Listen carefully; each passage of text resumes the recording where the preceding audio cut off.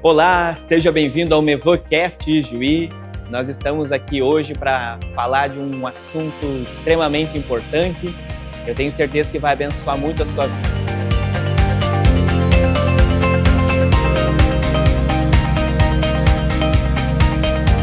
E para esse assunto que nós vamos falar hoje, nós convidamos aqui o nosso amigo, mestre, Charles. Seja bem-vindo, obrigado por aceitar o convite. Obrigado, Robson. Obrigado, é um prazer estar aqui com vocês. E vamos compartilhar um pouquinho, vamos conversar um pouquinho, né? Amém. Glória a Deus por isso. Hoje nós vamos estar falando a respeito dos 5 ministérios, que é algo que gera muita dúvida, gera muito debate, né? Então vamos aprofundar hoje um pouquinho isso. Então, já começando, queria te perguntar, começo de tudo, para nós entender, como foram estabelecidos os 5 ministérios, qual é que é a base para que hoje nós venhamos acreditar, crer, né, nos 5 ministérios. É isso aí, Robson. Os 5 ministérios eles foram estabelecidos lá em Efésios, né? Na carta, quando Paulo escreve aos Efésios, sobre os 5 dons ministeriais. E ele coloca a função sobre qual é a ideia, né, dos 5 ministérios. Só para a gente contextualizar, a igreja de Cristo não era como a igreja que nós temos hoje no sentido de denominações. A igreja não tinha placa. Né? Sim. Então, se nós hoje tirássemos a placa de todas as igrejas, pensássemos como igreja de Cristo, né, como uma igreja universal, e aí pensar sobre o estabelecimento dos dons. Quando Paulo ele fala sobre o estabelecimento dos dons para a igreja de Cristo. E aí ele diz lá em Efésios, capítulo 4, a partir do versículo 11, ele diz assim, que ele mesmo, ele está falando sobre Jesus, né? Concedeu uns para apóstolos, outros para profetas, outros para evangelistas e outros para pastores e mestres. Então, os dons ministeriais são 5. Sim. São 5 dons que foram distribuídos ou estabelecidos para a igreja. E qual é o fim, qual a finalidade dos 5 dons? Então, no versículo 12 diz, com vistas ao aperfeiçoamento dos santos, para o desempenho do seu serviço, para a edificação do corpo de Cristo. Aqui nós já vemos o propósito, né? O propósito, isso aí. Então, quando a gente pensa nos dons ministeriais, a gente pensa em dons que tinham propósitos específicos. E esse propósito específico nada mais é do que o estabelecimento da igreja de Cristo. Então, quando a gente fala sobre os dons, a gente não está falando sobre títulos. A gente está falando sobre dons, no sentido de graça que foi dada a pessoas para ajudarem a estabelecer a igreja de Cristo. Não foi para ser usado como um título, né? Então a gente, durante esse podcast, vamos decorrer um pouquinho sobre tudo, sobre todas essas questões, né? Eu acho importante. Sim, perfeito. E acho importante talvez a gente começar pelo dom de pastor. Perfeito. Vamos explanando cada um deles, né? Mas ainda pegando um conceito macro, né? De todos eles. Diz que todos eles foram estabelecidos com o propósito para a igreja, né? É para a edificação da igreja. Não é título, não é um cargo, não é um rótulo, né? Que eu vou estampar dizendo eu sou pastor, eu sou evangelista, eu sou apóstolo. Mas é para a igreja. E uma coisa que me chama a atenção é quando um desses não é desenvolvido na igreja, ou quando algum desses não é desenvolvido na igreja, né? A importância de todos esses dons, todos eles serem desenvolvidos para edificação. O que acontece quando falta um deles? O que acontece na realidade, a gente percebe que a igreja ela fica doente, né? Ou ela sofre. É como o corpo que não tem um membro, né? Falta algo naquele corpo, né? Mas, assim como falei no início, os dons foram estabelecidos para a igreja como de uma forma universal. E aí, às vezes, a gente fica olhando muito essa questão dos dons para a minha denominação, ou a minha igreja aqui, né? Até porque, né, em cada casa com as suas próprias regras, né?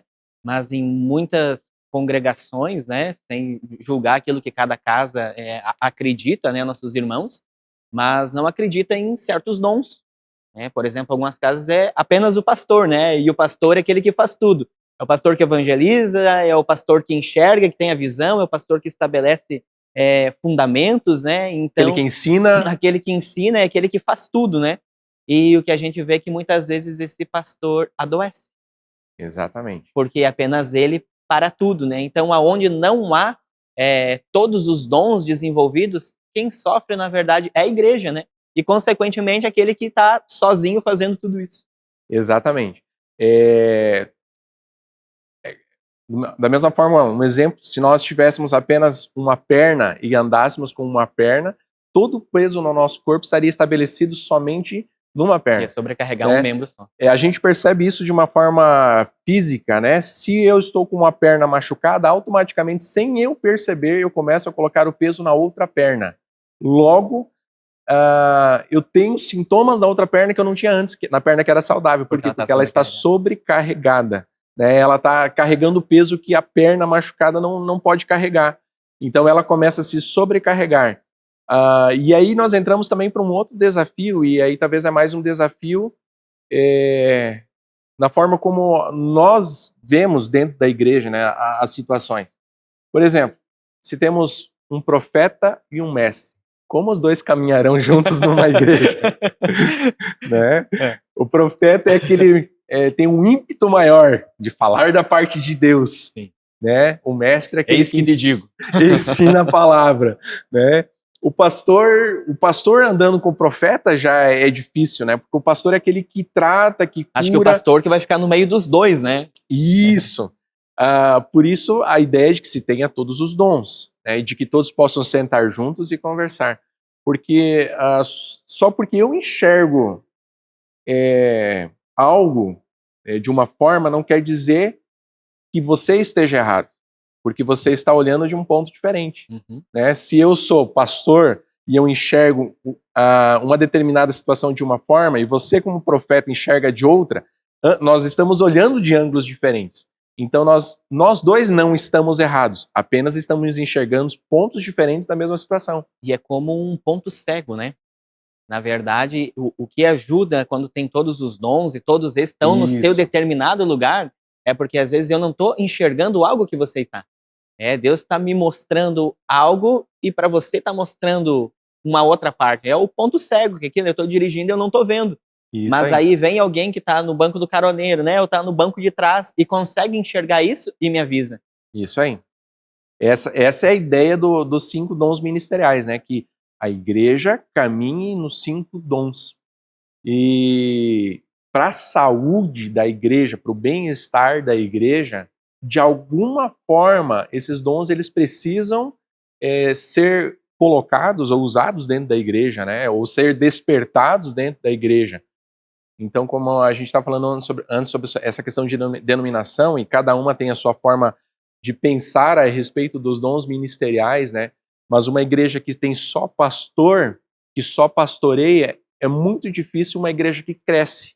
Sim. Porque falta o evangelista, aquele que vai atrás da alma perdida. E também não tem aquela visão, né, de ampliar, de multiplicar o reino, de alcançar outros lugares, né, estabelecer em outras cidades, outros estados, uma visão global, né?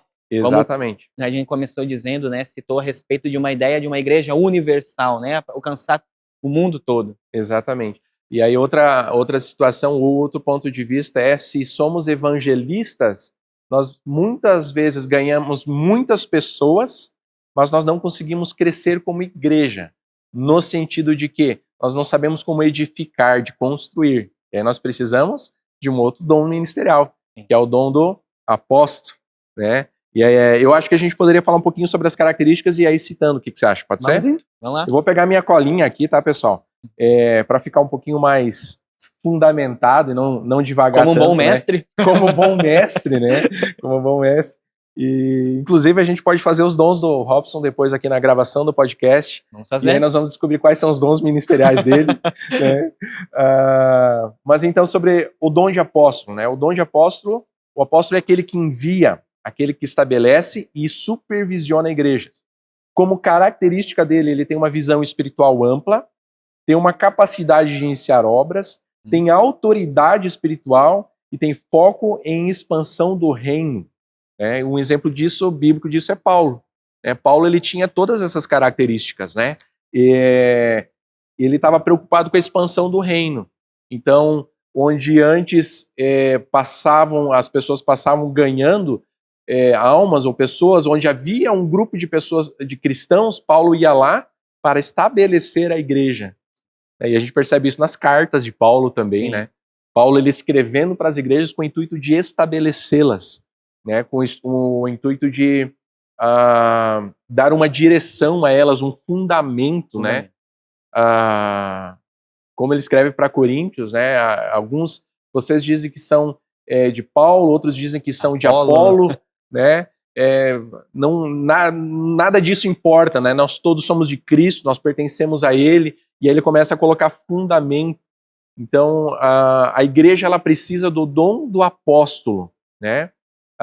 Ainda que talvez de alguma forma alguns pensem que não existe o dom apostólico, o dom de apóstolo, né, aquele que estabelece a igreja, ele precisa estar presente.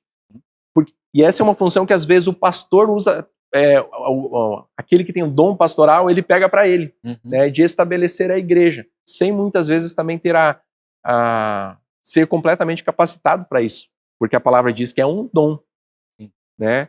E dom é uma graça, é um presente de Deus, algo que Deus deu para alguém com uma função específica, né? A função nós vimos ali que é o aperfeiçoamento dos santos, da igreja, o amadurecimento da igreja. Então, a igreja, ela precisa do apóstolo, como aquele que direciona, aquele que traz uma visão espiritual ampla, não enxerga apenas o micro, mas o macro, o todo, né? E ele tem essa capacidade de estabelecer a igreja, né? De estar fundamentando a igreja, construindo ali as bases para que a igreja possa crescer. Esse é o dom de apóstolo. O dom apostólico, certo. Exatamente. Dom de profeta, né? O profeta é aquele que transmite mensagens de Deus para edificação, exortação e consolação. Quer abrir para nós 1 Coríntios capítulo 14, versículo 13, e aí a gente vai ler essa descrição justamente em 1 Coríntios 14, 3. Mas como características, ele tem uma sensibilidade espiritual, ele tem discernimento, ele tem coragem para falar a verdade e ele tem discernimento espiritual. Então ele tem sensibilidade no sentido daquilo que ele sente da presença de Deus, daquilo que Deus está falando e querendo comunicar, né? E ele tem direção, ele entende a direção de Deus. Lê para nós 1 Coríntios 14, 3. 14, 3. Mas o que profetiza fala às pessoas, edificando, exortando e consolando. Isso. O que profetiza, ele fala às pessoas, né?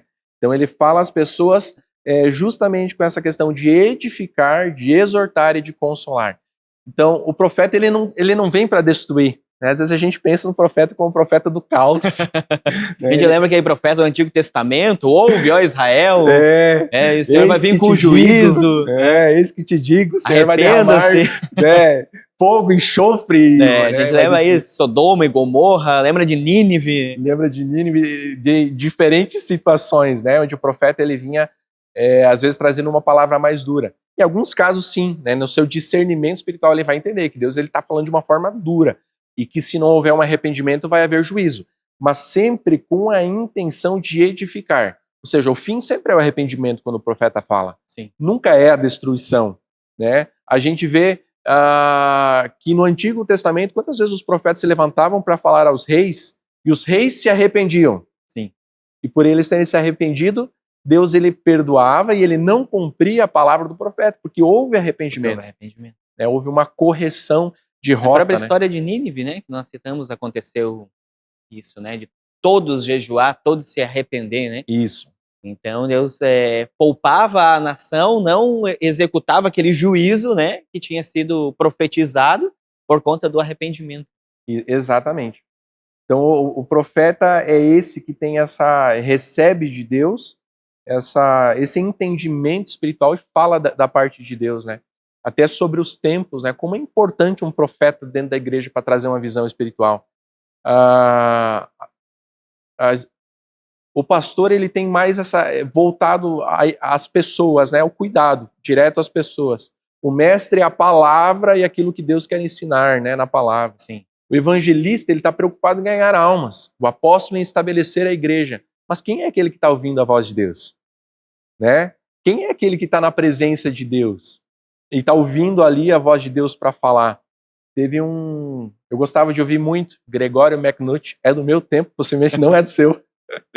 Gregório McNutt já morreu, mas ele gravou uma canção e ele tinha um dom profético, né? Ele gravou uma canção e ele ministra numa parte da música, ele diz que o profeta, ele vive nos altos lugares, né?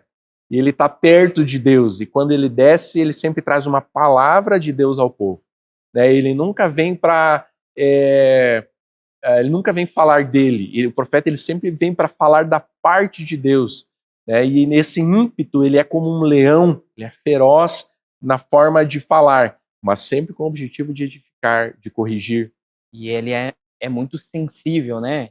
Falando desse próprio dom, ele é sensível em si, né? Porque precisa estar nesse lugar, está comunicando uma palavra da parte de Deus, né? Não de si mesmo, como estava dizendo. E por conta disso, eu acredito que também é o dom que haja mais equívocos, mais heresias, que dê mais problema de todos os 5, né? Por conta disso, às vezes de falar da carne, né? Algo que diz que estou falando da parte de Deus. Tanto que a palavra nos diz, né? O Senhor diz, né? Eu não vos enviei. Quando fala a respeito de falsos profetas, né? Que estão falando no nome de Deus e na verdade não estão. Então há toda uma sensibilidade, eu acredito que daí, por isso, a necessidade, a importância desse profeta ele não ser uma voz sozinha, né? Esse profeta está acompanhado pelo pastor, pelo mestre, pelo apóstolo, exatamente para evitar esse tipo de prejuízo para a igreja, né? Porque Exatamente. quando há esse equívoco, quem vai se prejudicar é a igreja, né? Pessoas que possam olhar e testificar sobre a vida dele, né? Que esse é realmente um homem que anda na presença de Deus, né? Sim. É um homem que ouve diretamente de Deus, né? E aí existe uma pequena diferença também entre o profeta, o ministério, Sim. e o dom de profetizar, que também está estabelecido em Coríntios, né? Mas como forma de dom para a igreja, né?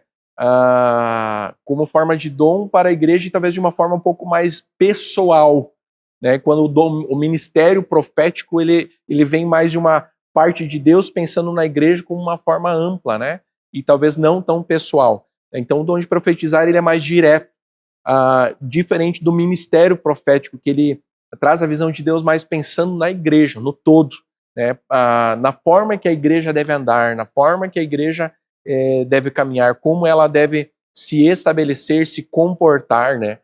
Na sua forma de agir. Então, o dom profético,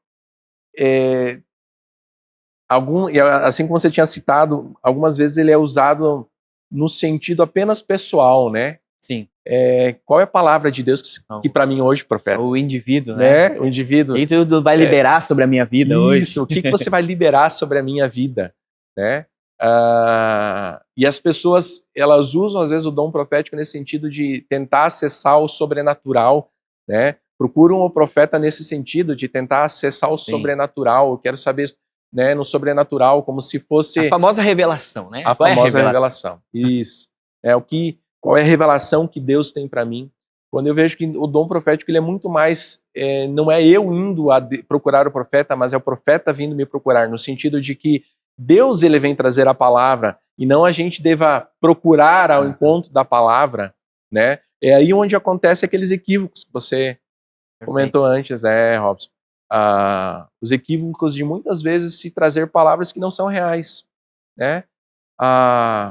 E aí muitos também, para manter essa ideia do dom profético, falam coisas gerais, no sentido de nunca é profundo e verdadeiro e direto sobre a tua vida, né? Mas é algo geral. Deus me disse que Ele vai fazer, te dar isso, te dar aquilo, tudo de uma forma geral. Pode ser que Deus dê, pode ser que Deus não dê, pode ser que isso você vai conquistar pelo seu esforço, Sim. né? Então, não necessariamente tenha vindo. Não necessariamente tenha vindo da parte de Deus. Então, o ministério profético, né, ele vem realmente da parte de Deus para a igreja e ajuda a direcionar a igreja. E ele é muito importante dentro da igreja, embora às vezes ele possa ser mal visto de algumas formas, né? Porque escutar Deus falando conosco causa medo, né? E nem sempre as pessoas querem escutar Deus Temor falando, e tremor, né? Nem sempre as pessoas querem escutar o próprio Deus falando conosco, no sentido, o ministério Moisés, profético... fala você por nós, vai dentro de Isso. nós, deixa de nós aqui, porque... Exatamente, né? E então o ministério profético ele vem justamente com essa voz de Deus para a igreja, para as pessoas. Podemos ir para o próximo? Seguimos. Na minha colinha aqui, então, evangelista. Né? O evangelista é aquele que tem a função de anunciar o evangelho e ganhar almas. O evangelista só está preocupado com isso. Antes até a gente estávamos conversando nos bastidores um pouco sobre isso, né? O evangelista ele está preocupado em ganhar o perdido, alcançar o perdido. Ele não tem nenhuma outra preocupação, né? A preocupação dele é essa, é com o perdido. Então, nas suas características, ele tem uma facilidade de comunicação, ele tem paixão por pessoas, né? Ele gosta de estar no meio das pessoas, ele tem ousadia, né? Para anunciar, para falar, para não se calar quando questionado, né? A respeito da fé, do que ele crê. Aquele que não tem medo, ele não tem vergonha, ele fala na escola, no trabalho, onde quer que seja, né? Ele vê um aglomerado de 5, 6 pessoas na praça, ele sobe em cima do banco e ele começa a anunciar, Ele começa a falar. E aquela pessoa aí, eu já estive com pessoas assim, que você vai abastecer o carro no posto, quando você vê ele tá falando de Jesus pro caixa, né? De alguma forma, né? Não sei como, mas ele começou a falar de Jesus pro caixa. Eu não sei de onde que ele tirou o início dessa conversa, mas para ele é natural. Como ele provocou essa conversa, né? É algo que flui, por isso que é um dom, né? Isso flui naturalmente, né? É natural, flui dele. Porque um fruto, na verdade, algo que eu sempre costumo dizer, o fruto ele não é algo forçado, né? Uma laranjeira ela não força para dar laranja. É um fruto que ele é gerado naturalmente, né? E assim são esses dons, assim como essa facilidade para o evangelista em falar de Jesus. Né? Exatamente. E o foco dele é a conversão de almas, é ganhar o perdido, é o único objetivo dele, né? É ganhar o perdido. O desejo dele, ele não consegue ver o perdido sem que ele tenha ouvido falar de Cristo. Ele é o missionário em partes que a gente tanto vê. Sim. Aquele homem, aquela mulher que com ousadia ele vai falar em lugares onde, se você falar de Jesus, você é morto. Mas por que ele vai lá? Porque ele recebeu sobre ele uma missão, né? Ele foi incumbido de Deus, ele recebeu um dom da parte de Deus, ele não consegue ficar sem falar. Moody, tem uma história dele que diz que todos os dias ele precisava falar de Jesus pelo menos para uma pessoa. Foi um grande pregador, né? Mas conta essa história que uma noite ele foi dormir e de repente ele saiu do seu quarto e tinha alguém ali com ele e falou assim, onde você vai? O que você vai fazer? Ele falou assim, hoje eu não falei de Jesus para ninguém, eu não consigo dormir. Saiu, foi falar de Jesus, retornou e dormiu, né? O evangelista ele tem essa necessidade de estar falando, comunicando Jesus. E aí nós começamos falando sobre esses dons. Olha a importância, né? Só sobre os dons que nós já falamos, né? Do apóstolo, do profeta, do evangelista, dentro da igreja. Como é importante eles estarem presentes, né? Para a edificação da igreja. Sim. A gente vai perceber que realmente a igreja só vai sendo edificada se houver colaboração entre os dons, né? Se eles estiverem caminhando juntos, né? Como é difícil estabelecer uma igreja, mas para um apóstolo é tão simples. O trabalho, a responsabilidade de um parece algo inimaginável para o outro, né? Ou faz com pesar, e aí eu vejo por que muitas pessoas hoje no ministério se cansam. Se fadigam, acho que isso não é para mim, acho que eu não tenho chamado, mas muitas vezes, na verdade, ela está trabalhando, ela está operando em um lugar que não era para ela estar. Exatamente. Então, se é o pastor, né, que é a questão dele de cuidar de almas, de vida, de pastorear, de estar lá, apresentação do filho, ele está lá, é a festa de 15 anos, ele está lá, é velório, ele está lá, mas se ele precisa ficar fazendo o trabalho de evangelista, muitas vezes ele vai se cansar. Então, muitas vezes a gente vê isso acontecer das pessoas se cansar no ministério, e não é por conta que ela não tem um chamado, mas é por conta que ela está no lugar errado. Exatamente. O que não tem o dom de evangelista tentando evangelizar é tão penoso para ele. É pesado. É um fardo tão pesado no sentido de, às vezes, ganhar uma alma. Né? Mas não é porque ele seja incapaz, é só não estar no seu dom, né? No seu dom ministerial, naquilo que recebeu de Deus. E a gente precisa compreender isso como igreja. Né? E para isso a gente precisa estimular e ter dentro da igreja esses dons sendo desenvolvidos. Esses dons ministeriais sendo desenvolvidos. Somente assim a igreja começa a crescer e se desenvolver. Né? Ela começa a amadurecer. De forma saudável, natural, né? De forma natural e saudável. É isso aí. Pessoal, essa foi a primeira parte do nosso podcast. Nos acompanhe para a segunda parte. Nós vamos continuar falando ainda dos outros dons de pastor e mestre. Além de nós também estar fazendo um teste que você vai poder fazer. Aí você já sabe qual é que é o seu dom? Para qual desses 5 ministérios você foi chamado? Então nos acompanhe para a parte 2. Deus abençoe.